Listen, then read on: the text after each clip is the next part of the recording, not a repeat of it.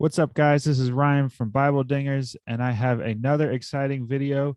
In this case, we have a twofer from Answers in Genesis. The last video you saw was Dr. Andrew Snelling, and in this video, we have a very special guest, Bodie Hodge. Bodie Hodge, welcome to the show, my friend. Hey, it's great to be on the show. How you doing? Good, good. So for anybody who hasn't heard of you before or doesn't know much about your background, can you just give us a introduction to who you are and your background? Sure. I'm one of the speakers and writers here at the Ministry of Answers in Genesis. I've been involved in ministry for about 20 years now. I've got a bachelor's and master's degree in mechanical engineering, and I specialize particularly in material science. I used to teach at Southern Illinois University at Carbondale, and I also used to work for Caterpillar as a test engineer before I went into ministry. So I've absolutely loved doing all those things, but now the Lord calls you into ministry, and so I have a heyday doing that. Awesome. Awesome. So the topic for today's discussion and the specialty of the Answers in Genesis ministry is Genesis, creation, the flood, things like that. And so we've had on a number of guests to talk about the creation account, different perspectives on it. And so I wanted to have you on to discuss the case for a young Earth. So could you sort of just give me a general overview of your position on the age of the Earth? Right. Answers in Genesis, most people know who we are. They can hop on the website and see it left, right, and center. But big picture, we take a biblical view of it. So from a big picture, God created everything in 6 days, rested on the seventh. We take those as normal length days. And then we see the fall of mankind. Then we see the flood. Then we see the Tower of Babel and so forth. But one of the things that's interesting is the Bible gives us in Genesis chapter 5 and Genesis chapter 11 all the chronological data to simply add it up from creation to Abraham. And most people can do that. I've even done that myself. But hosts of chronologists have done it over the last 2,000 years, whether Christians or Jews. And most arrive at somewhere in the neighborhood of about 4,000 years from creation up to Christ. And of course, it's been 2,000 years since then. So, from a big picture, we get a matter of thousands of years, as opposed to the world's idea out there of millions and billions of years that are floating around. So big picture anyway. Gotcha. So what do you think about people who would take this sort of figuratively or metaphorically? Do you think that that's a viable option? Well, it's interesting. Back when I was in college, I actually considered some of that myself, read a number of books on the subject. And I don't think it's a tenable position for one main reason. Other Bible authors didn't do it that way. If you look at Moses later in, the book of Exodus, for example, a couple of times he mentions that it's 6 days. In fact, God, when he etched the Ten Commandments, points out that it was 6 days. You look at other Bible authors all the way through, they took Genesis as naturally written history, whether it's Jesus talking about what happened at the time of the flood, or that man and woman came at the beginning of creation. Peter talked about the flood and so forth. The flood came and took them all away. So we see different examples throughout the Bible. In fact, Dr. Terry Mortensen, he's a history of geology expert. He actually wrote an article on our website. It actually appears in one of our Answers book series, where he's looking at the other Bible authors. How did they take Genesis? And I thought that was actually a pretty powerful take on it, because that's one of the keys. You want to interpret scripture with scripture. And so one of the best places to look is other places in scripture. So I would like to get into a little bit of a scientific discussion here in a second. Do you know off the top of your head the reference, or I might have to pull it up here, that you were speaking of about Adam and Eve being at the beginning of creation? Because I did want to ask you about that. Yeah, we actually see that in a couple of different places. One is in Matthew 19, verses 4 and 5 right in there. And we also see it in Mark 10, verse 6. Mark 10:6. I believe that's the one I was thinking of. Okay. It says, but from the beginning of creation, God made them male and female. All right. And Correct. I think from what I understand, we would say that means that, of course, there wasn't millions of years before man and woman, correct? Right. Well, you would run into that problem of, well, Jesus would kind of not quite be right. If we had millions and billions of years there, I mean, in the secular world, they have about 13.5 billion years, but they still have man and woman showing up just a few thousand years ago. So by that standard, that means Jesus wouldn't quite have had it right. Jesus should have said, at the end of creation, that sort of thing.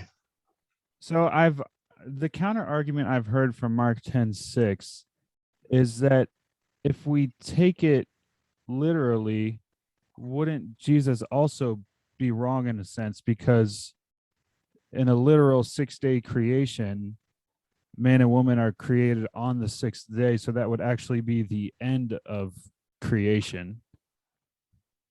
Well, I've heard that argument too. In fact, I wrote a response to it on our website. It's called Jesus Devastates an Old Earth. And there's actually 3 different responses that I've heard from people about this.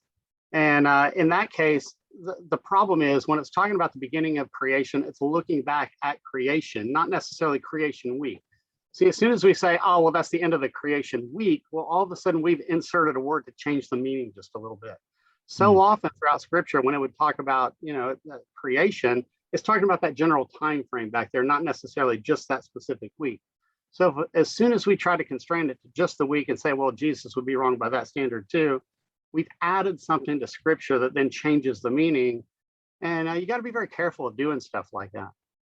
Gotcha. So I'm going to go back to the chapter in question here, Genesis 1. And I have sort of a few literary questions here for you. Okay, I'll see what I can do. Okay. The first one is in verse 3 where God said, let there be light, and there was light. But then we don't see the sun being created until, where is it? Which day is the sun? I think it's day 3, correct? Day 4 specifically. Day 4, yeah. Yeah, sun and stars, yeah. So where would the light come from on the first day if there's no sun and stars? Well, here's the thing, it was a different light source. That's the key. I mean, we can do flashlights and things like that, I mean, now we walk around with them all the time. But whatever the source of that original light was, the Bible simply doesn't tell us. What we know is there was light, because that's not a problem for an all-powerful God. I know some people say maybe the light emanated from God. It seems like some sort of created light, because God said, let there be light, and there was light. Now, what happened was on day 4, when God created the sun then took over the duties to provide the light to the earth.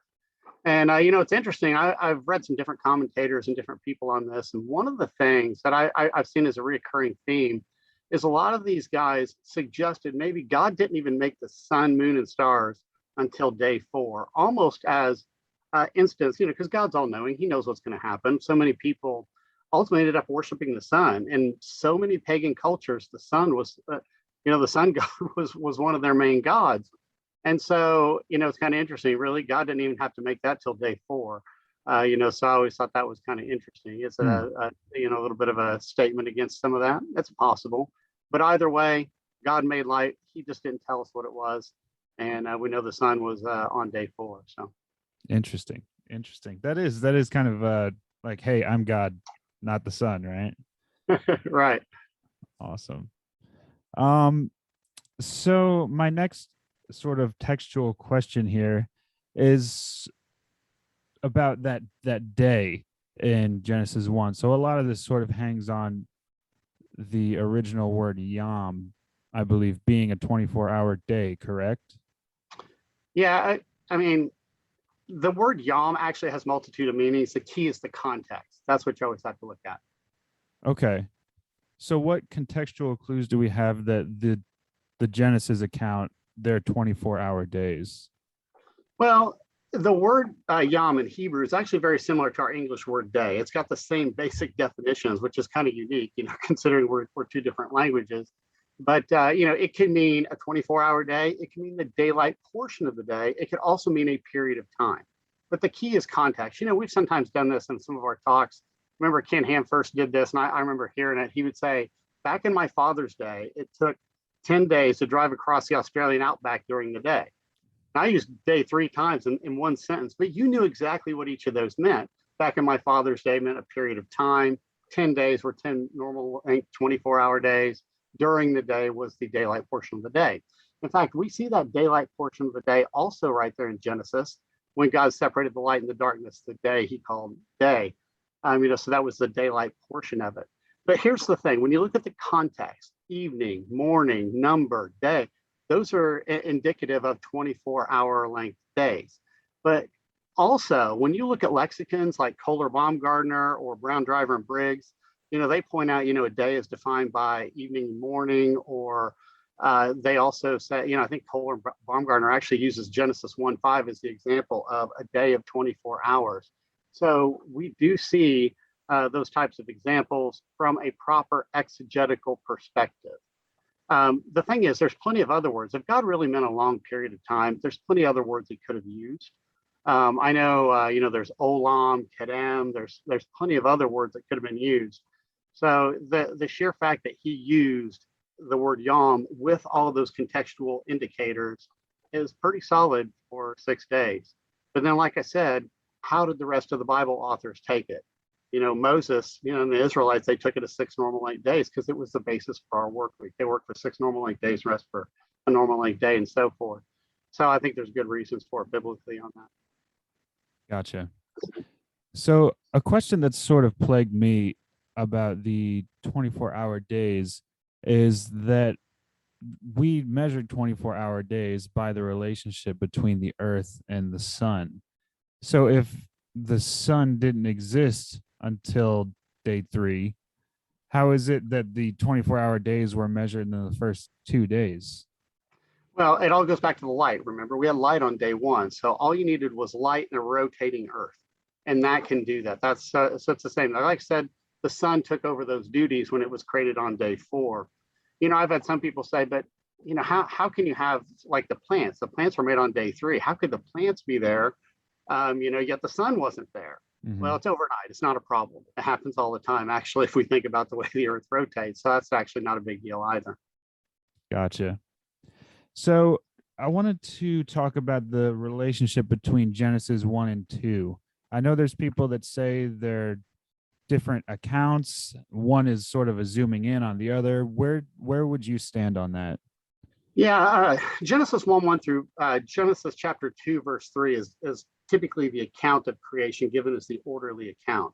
After Genesis 2, verse 3, once you get to verse 4 there, what it does is the Lord's now stepping back. He's giving you a little bit more information.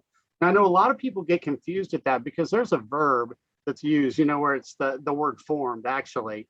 And when you read that and you put formed in there instead of had formed, it almost looks like there's a contradiction between 2 different accounts. Now, the thing is, the Hebrew language is a little bit different than the English language.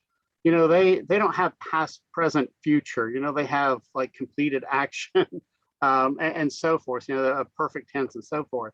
So when you look at that, it could be translated as formed or had formed. The key is looking at the context. Contextually, if you translate that as had formed, there's absolutely no contradiction whatsoever. So that actually makes the better sense of translating that perfect into English. But that's what it is. From that point, the Lord is then looking back, because he's looking back on there was no man to till the ground because man hadn't been created. So of course he's looking back. There was no water. The Lord had sent rain and so forth at that particular point. So yeah, the Lord goes back. He's giving us more details about the creation of Adam, the creation of Eve, and just a little bit more about the geography and so forth. And that's not a problem. In fact, God does that later on in Genesis chapter 10 and 11. What we look at in Genesis chapter 1:1 through 2:3 is the chronological account.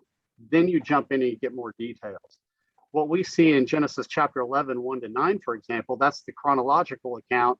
But actually, the chapter before that is the breakdown of what happened with that, all these different languages and all these peoples that were spread out into these different lands. So we sometimes want to look at the book and think everything's just strictly this follows this, follows this, follows this. We have to actually look at the genre of the literature. This is the chronological. This is given more details of it. But I see. Hopefully that clarifies. It does. And I just wanted to make sure, because I have a couple more questions about Genesis 2 in particular.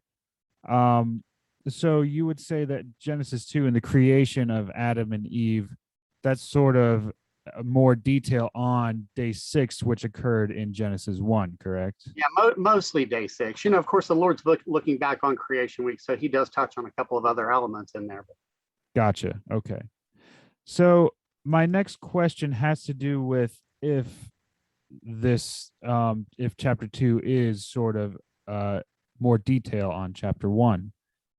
And it's sort of about it seems as if there's a long period of time in chapter 2 in which Adam is created, and then all of the animals and birds are brought to him, and he names all of them.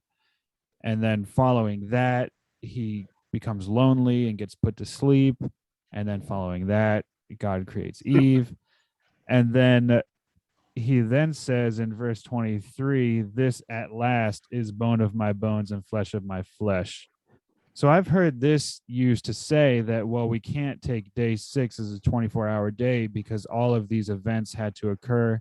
And then we finally get him saying at long last. So what would you say in response to that? Well, there's a lot to unpack in that. First off, when the Lord brought animals to Adam, he didn't bring every single animal. A lot of times people, they read that just immediately and they say, oh, yeah, see, God brought all the animals to him. No, he didn't. It's actually a smaller list if you look more carefully. When God created the animals, he created, for example, the beasts of the earth. Well, the animals that he brought to Adam were only the beasts of the field, which is a small subgroup of that. So he had to be careful of trying to say, oh, you had to bring all of them. And then on top of that, he brought the different kinds. Now, let me explain that for just a moment, because a kind, that's just the Hebrew word mean. It doesn't mean species. We throw the word species out there left, right, and center. But a mean is closer probably to a family level. We have an order, family, genus, and species. Now, there are exceptions to this, depending on what you're looking at, but most are at a family level. Now, if you just consider that, that even further reduces the number of animals that the Lord brought to Adam. There have been researchers that have looked into that based on what God actually said there very precisely, and they estimated it would probably take about 2 hours for Adam to be able to name that, not having to have any super intelligence or anything like that. So a couple hours doing this, I mean, you and I would probably both be bored. Okay, we've named enough. Come on. So that's one aspect of that for the number of animals and the amount of time involved in that. Something else, though, too, is we have to be very careful, because when it says that Adam was alone, it didn't necessarily mean he was lonely. Okay, he has the presence of God with him. That's not the problem. But what it is God is showing Adam something unique here. Here's all these different animals, and there's none like him. So God puts him to sleep. He takes, rib and flesh, bone of my bones, flesh of my flesh, and makes a woman out of him. And he's excited. This is okay.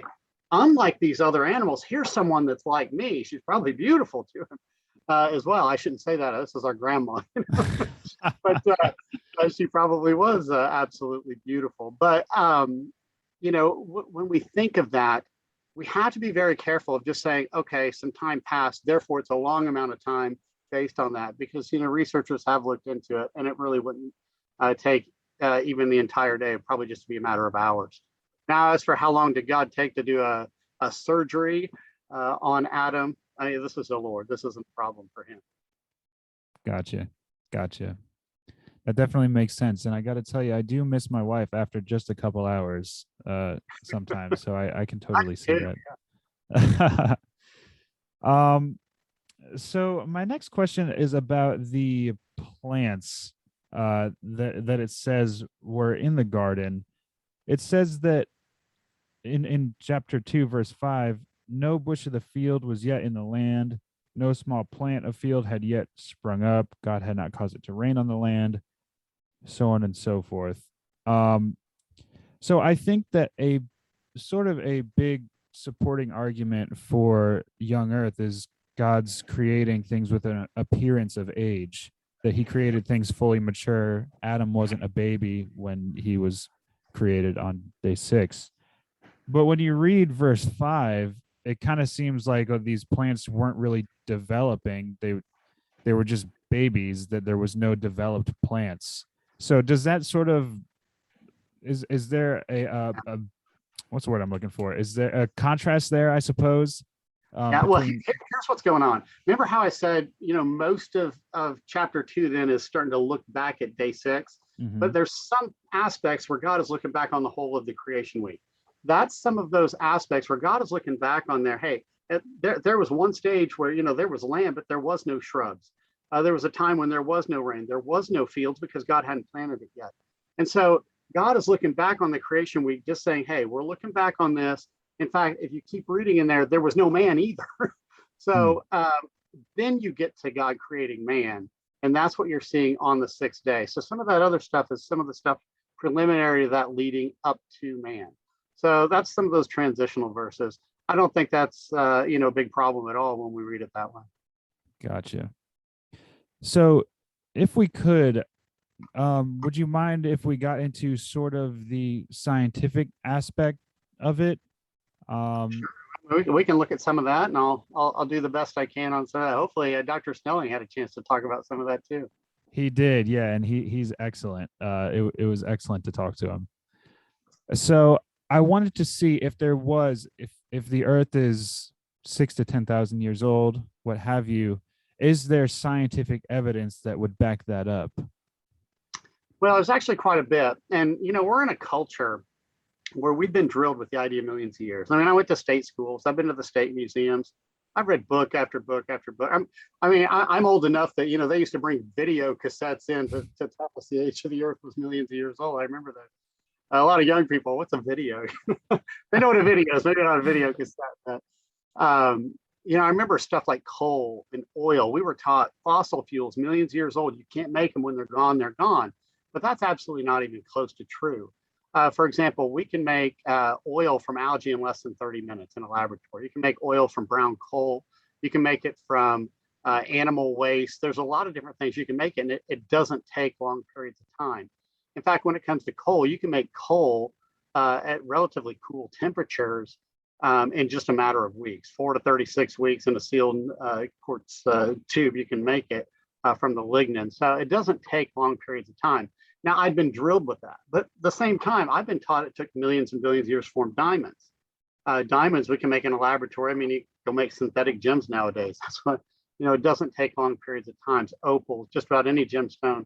But what a lot of people don't realize either is when a volcano goes off, think Mount St. Helens, when it blew its top, because of the heat and pressure, it actually formed certain gemstones. And there were gemologists who would go out there and try to find these different gemstones. So it doesn't take long periods of time to form any of that. The point is, what a lot of these things that I was taught that took millions of years, we can actually make it quickly.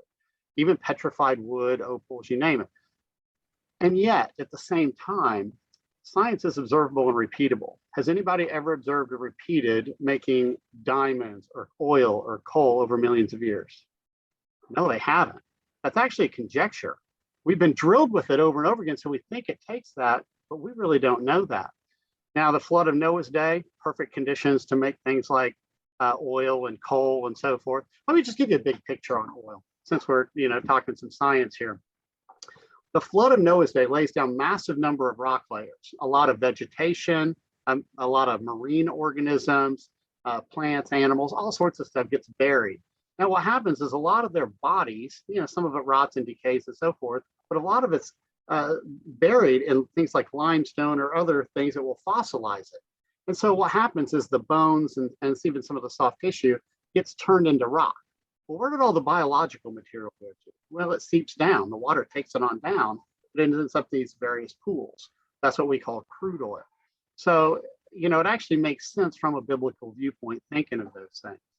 Now, I know that's just a touch and a taste of a big question, and I'm sure there's a lot to talk about, but I don't want to dominate your time on this. So, No. So that was, we talked a bit about geology there. My next question is cosmological, or astronomical, I suppose. And I wanted to ask you about the stars in the sky.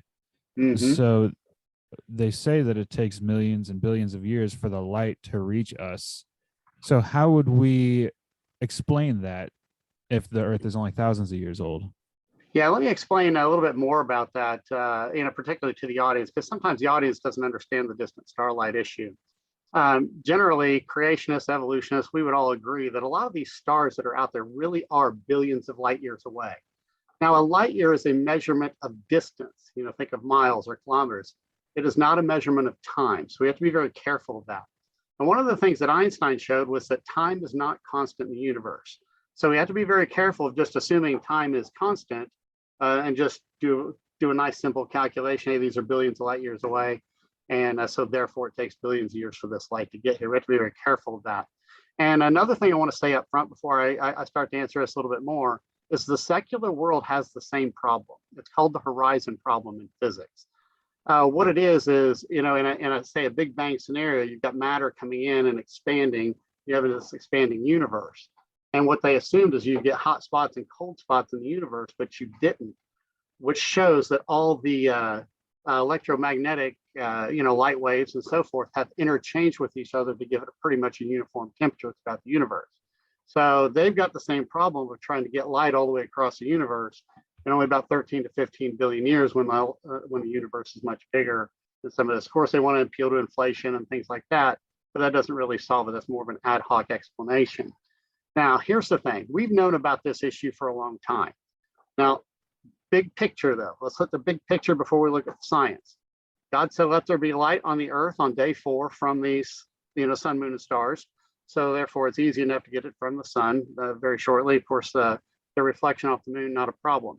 But when God said, let these lights give light on the earth, and it was so, that's not a problem for an all-powerful God. It's only a problem when you try to take God out of the equation, okay, and try to do it naturalistically. But let's go ahead and look at that anyway. There's a number of different models that creationists have that can potentially solve this issue. One of the old ones that most people actually reject and throw out is called speed of light decay. We sometimes call it CDK. C is the abbreviation for the speed of light. Now, most people have rejected that particular model because if the speed of light was faster in the past and it's slowed down to what we have, yeah, it would solve the distant starlight problem. But at the same time, the speed of light's tied to so many other constants in the universe, we have huge problems in physics everywhere else. So a lot of people have rejected that one. There's been a couple of different relativistic models. Don't let that scare you, but one of the things that Einstein was talking about was if you stretch the fabric of space, you get a time change.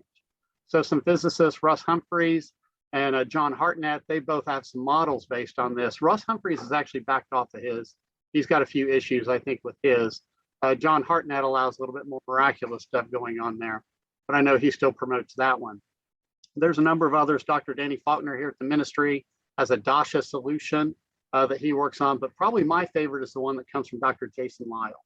He's an astrophysicist. He has his own ministry called Biblical Science Institute.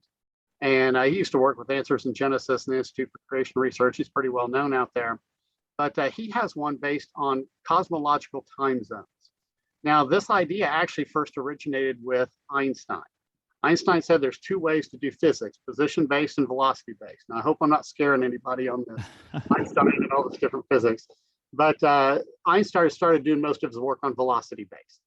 But some physicists said, hey, let's go back and do this other method, the position-based physics. And they worked out some of the mathematics. What Dr. Jason Lisle did was he completed those equations and solved it. And really what it does is it solves the distant starlight problem.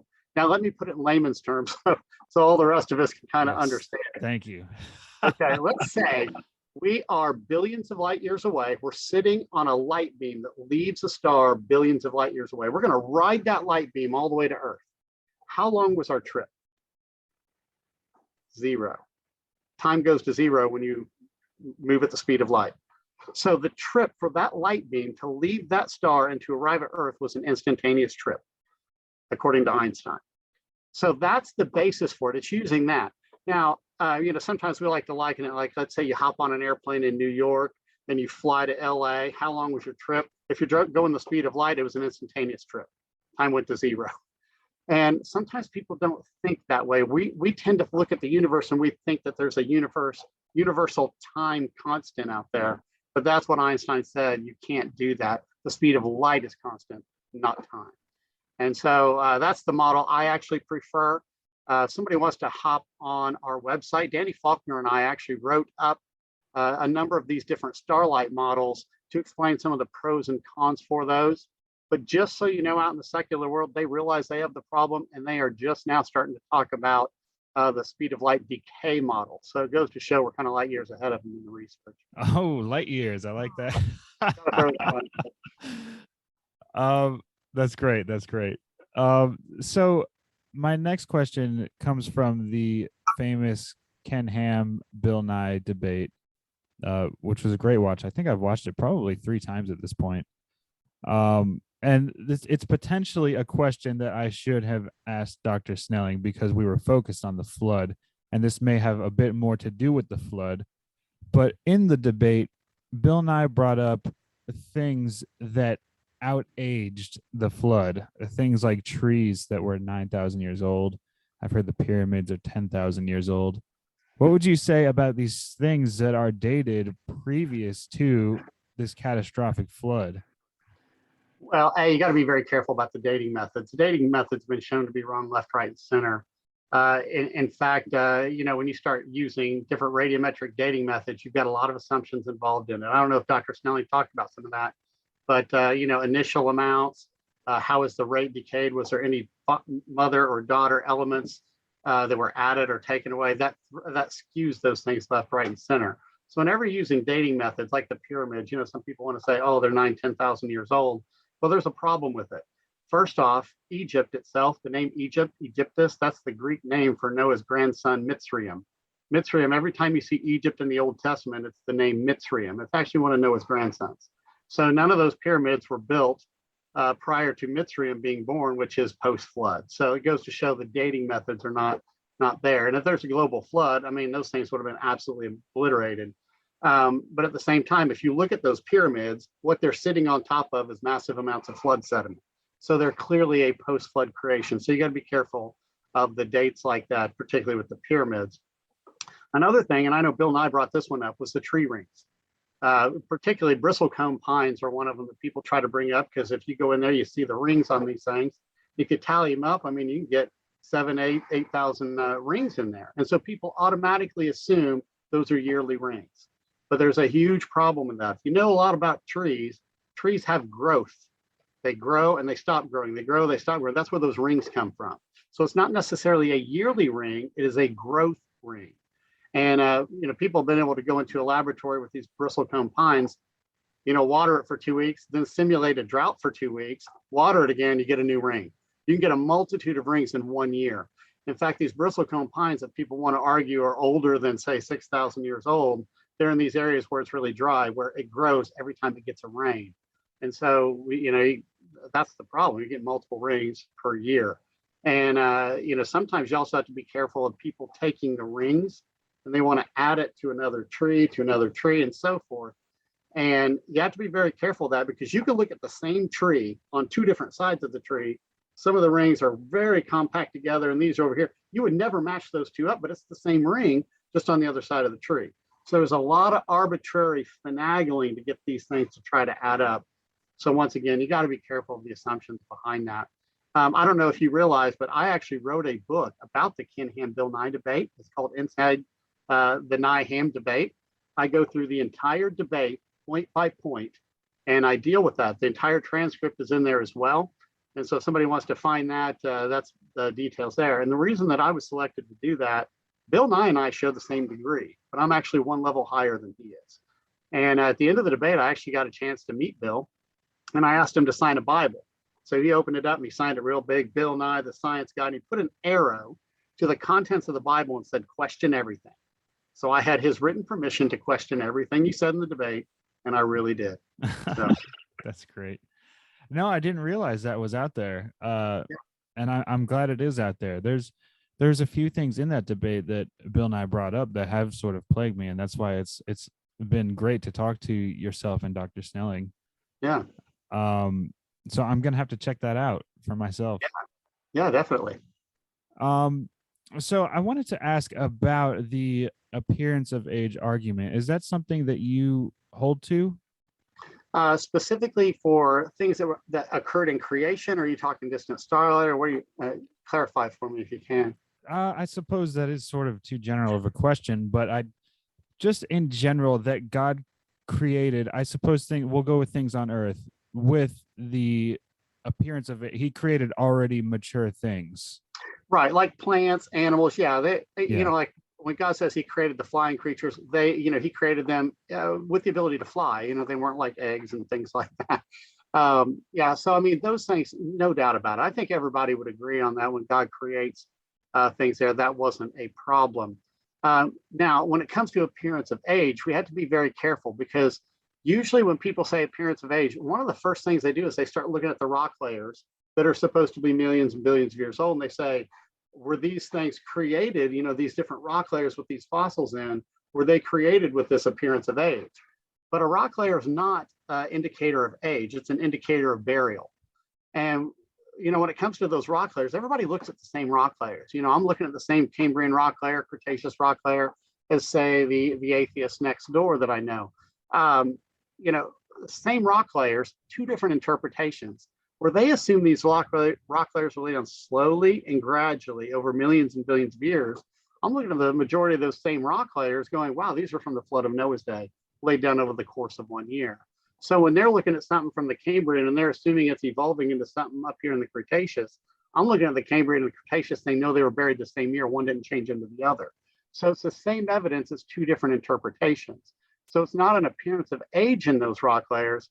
It is an order of burial from the flood of Noah's day. Now, we've had rock layers since the time of the flood, volcanoes, local catastrophes, but nothing to the scale of the global flood. Gotcha.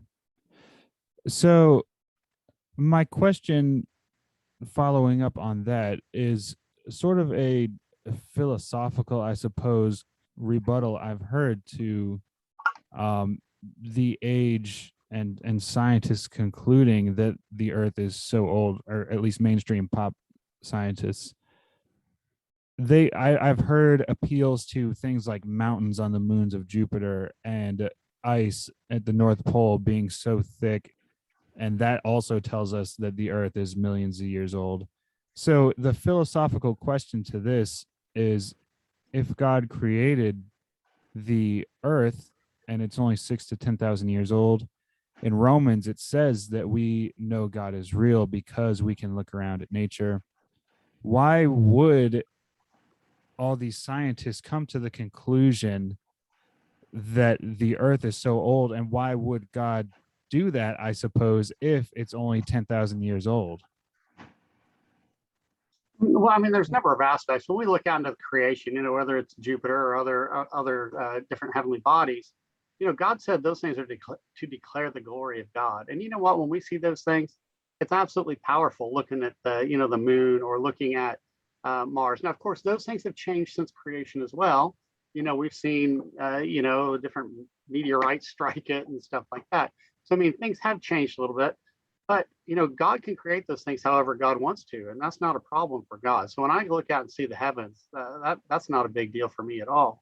Now, when I look at ice cores, whether it's Greenland or Canada or Antarctica, different places like that, once again, there's the assumptions behind it. We have to be very careful of that because you can pull out these ice cores and you see these different layers. Now, I know sometimes when it gets to the bottom where it's really compressed, they start to have molecular diffusion, is what that's called. And they start to intermix together. And so people sometimes assume how many they think is in there with compressed ice. But those are not necessarily yearly things either. What that is that's different storms, or sometimes even different phases within the same storm. I'm here in Kentucky. Now, granted, all of our ice melts off every year, unlike some of these places where it's actually building, like the ice cap and so forth. But there's times where one storm, it will be ice, and then we'll get some snow, then we'll get a little bit more ice, and we'll get some fluffy snow, then another layer of ice. And you can go down through that and you can see those different layers as it compacts together. And that was one storm over one night. So we had to be very careful of doing that. A great example about dealing with ice cores was in World War II, the Lost Squadron.